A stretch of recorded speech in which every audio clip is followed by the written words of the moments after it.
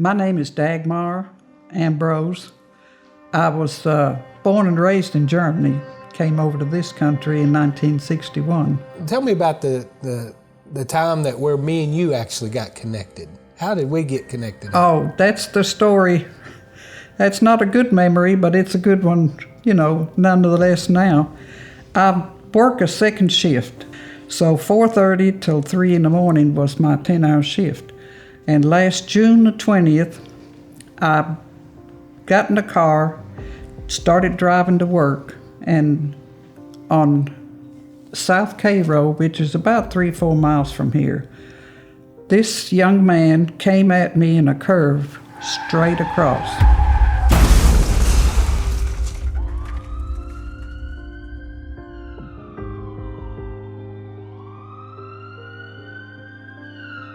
It didn't even give me time to react. All I could do was start jerking the steering wheel around. He was coming across the curve totally unaware. I always said he had to be distracted because he was and knocked me mostly in the front toward the driver's side in 180 degrees around. He did 180 right in the road, and it deployed the airbag. I don't remember, I just know a few seconds later, a minute later, I woke up and I was bleeding and I was figuring out where I was and what to do. So he ran out of his car and immediately said, oh, I'm sorry, this is my fault. Well, the EMTs, or the people around, and my son wasn't too long getting there, found out that I take Eliquis, which is a blood thinner. So they were in a hurry to get me to an emergency room to get everything bandaged up. And we went to Summit, and thank God, old as I was, there wasn't a broken bone, but there was plenty of other stuff. From the seatbelt to the bag to the fact that it was a shock to the whole body. I had bruises pretty well all over. I mean, I looked like somebody beat me half to death. I thought the nose was broken, but it wasn't, but it was about twice its size. Looked like somebody hit me in both eyes. So I wasn't getting around very good at home. You were my savior, and I told you all the story, and you said we're going to start taking care of this.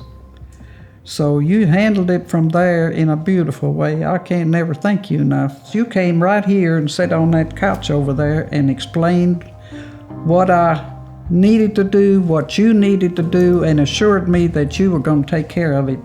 And thank God you did, because I would not know what to do.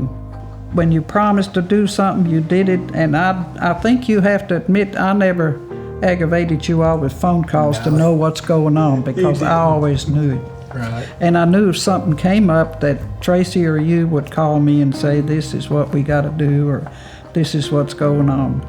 So you took care of the whole thing, and I just sat back. I felt like I was in good hands, in very good hands, besides the fact that you're a Christian brother of mine, and I've known your family, your wife's family. I couldn't have been in better hands. Well, I appreciate that. That means everything to me. Just the opportunity to represent you on the matter. I was going to ask you a question. Were you happy with the result and how? Oh yes, I was. So you're in the wreck in June and we had it resolved in December. Were you happy with that result? I was. Not only with the result of that, but also the settlement. There are facts involved there that I have never known, that I wouldn't have known. And you always told me the possibilities as to this or that, or what do you want to do, and left it up to me to decide in the end, would I settle for this or would I do this? So you were just answer to every prayer I had. Anybody I know, I'm going to have to steer them your way because I trust you. Well, thank you, Dagmar. I appreciate you. You are more than welcome.